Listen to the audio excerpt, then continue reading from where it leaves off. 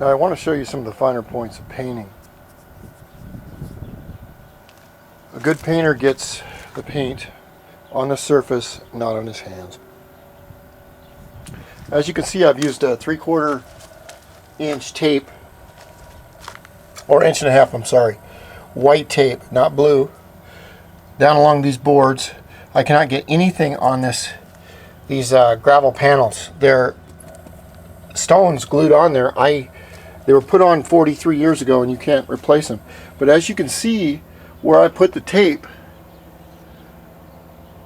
up here, that's all you need. Now I have a ragdoll roller. Remember, there's 100 ways to do this.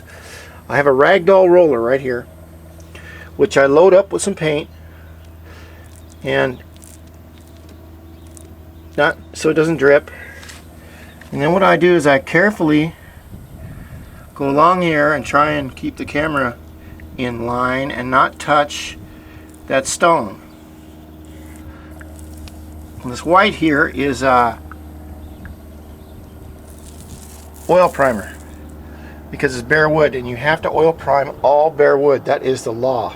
Now along this window edge right here, I will put tape right along here, and then I'll fill this in once I recalk this to make sure it's right. This will all be purple, this will be purple.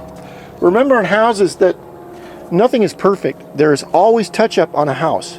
You cannot do that on a car, but on a house you can touch up.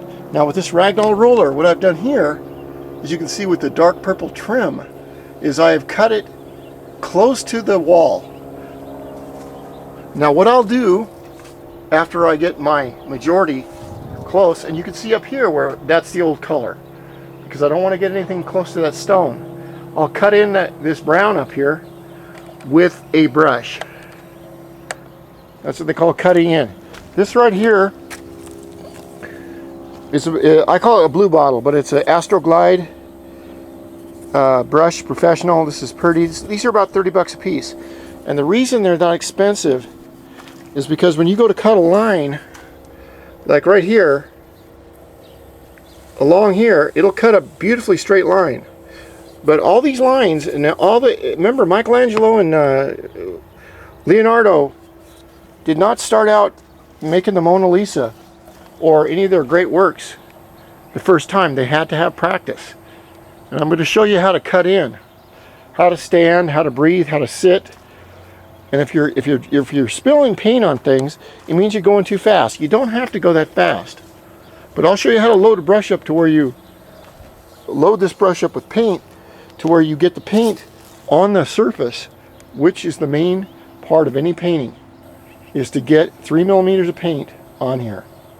Now we have a light lavender and a dark lavender for trim. This is done in satin or eggshell. That's why it's shining like this. And of course, I've done some touch up over here, which I'll just take some pink and touch that up. I will, I've done some oil priming on the bottom because they tend to get water in them. So that'll be done. Another thing I want everyone to notice is, if you'll notice the cracks right here between the boards, okay, you can see that that's where the caulk has come out. Now, if you look around the rest of the house, all the way around the doors, everything, I spent 100 tubes of caulking in everything. And when you caulk a house, and it's like caulking a boat, you don't get any leaks in or out. All of this around here has been caulked in. All around here, all these have been caulked. They were done about 5 years ago. And I've got some other damage up here due to the fact the roof's got a little problem right there. But I repaired the leak, and I've used oil prime, and you can see where the caulking has come out and the water's got behind it. And so what I'll do is I'll recaulk that and then repaint it. Caulk is great today because it lasts for a very long time. But caulking is an art in itself. And as you can see down here, where there was caulking on these bottom panels, but it came out due to water, that's because, guess what? This is right next to it. So those are just little things, but you can see on these windows here, these have only got first coat on them, but you can see how much masking 1.5 white plastic, white tape I've used just in order to get everything. And if you're careful, you won't get any paint on anything, so you need to slow down. Then we'll come over here and you'll see where I have not got any tape on this one yet, where the black is, so I'm going to kind of hold off on that. And I have already done it over here. This is only first coat. Remember, you need 2 coats of paint on everything, except when you're spraying. If anyone tells you that there is a 1-coat paint out there, take your money and run, because they don't know what they're talking about. Also, I would like to inform people as a professional painter that if you go looking for advice from a paint store, any paint store, most of the clerks in there have only painted maybe their fingernails or toenails, whatever they do nowadays. They sell the paint. They don't know what it's like on the ground out here actually doing the job and what works and what doesn't. If they did, they wouldn't be making $8 an hour. They'd be making $45 an hour like me. But what I'm doing is I'm giving you my take on what I do and why I do it. And as you can see, this gutter up here, it's still got brown on it. I will take my ragdoll and I'll get the original house paint and I will paint it. And then I will also paint down here. I'll paint this brown part. I've already painted this door frame. And this is the door I just sprayed. Now on doors, you don't want to brush them or roll them. You want to spray them. They can be brushed, but that's a whole different thing. And very slowly, I'll just keep on going and put this whole house together. I have to do it slowly because I don't feel well, but I don't mind because I don't want to rush. This could be my house one day, and I want to do it right. So we'll continue and keep on going. And I'll give you hints as we go. Tips. I'm going to give you a little tutorial on what these brushes can and can't do. Now, they're designed, this is called a cutting brush. And what it's designed to do is cut a line from, say, this edge right here, all the way over here in a straight line. Now the trick is that most people don't understand the dynamics of how that's done. And I want to show you. First of all, you get enough paint on here. And you only get the paint up to about right here.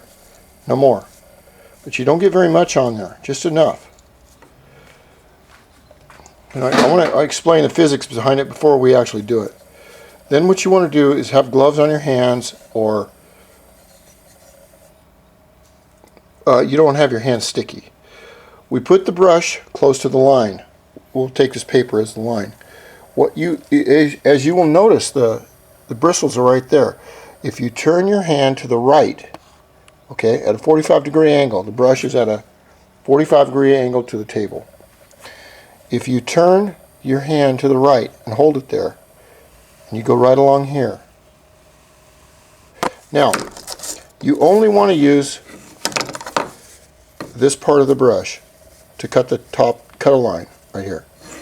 Okay, remember there's always 2 coats, but after you cut the line, now what you want to do is you do not want to move your head, and you do not want to breathe. Take a deep breath and then cut the line. It's kind of like firing a gun, but it also takes practice. Now once you get close to this top line right here, your second coat, you don't need, you can stay away from it 1/8 of an inch. It won't matter because no one's going to see it. Now with a brush like this and a little bit of skill, you can cut a line.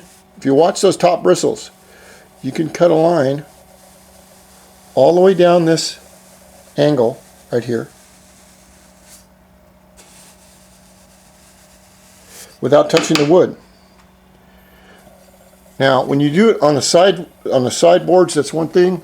When you do it on the upper ceiling, that's another thing, because gravity helps the paint come down. But when you're working on an area like this where gravity actually makes the paint come down, see, like right here, right down here, gravity makes the paint come down, so you got to be very careful. On lower surfaces like this, what I do is I'll always run a roll of just a little bit of masking tape right there. But what you want to do is, just like the cutting line, how I just explained, you want to go very slowly and you want to dry brush it like this. Watch the tip of the brush. Here, watch the tip of the brush. You see, and you don't want to have a big puddle down here because it'll get underneath the tape. Now, that's the physics behind how a paintbrush works. And remember, in order to do a good job, you have to know the technique, which no one teaches that I've seen, to understand how a good painter works. And a good painter takes practice.